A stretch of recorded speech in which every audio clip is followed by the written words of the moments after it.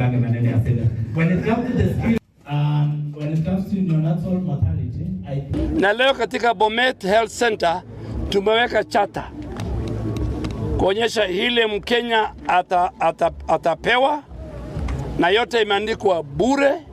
So unaenda huko unasoma chata paka make sure dawa umepewa.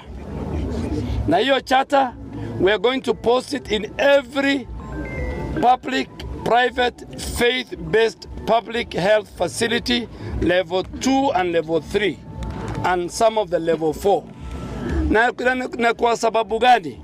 Kwa sababu Wakenya wanaenda huko wanalipishwa. Na rais na serikali imelipa.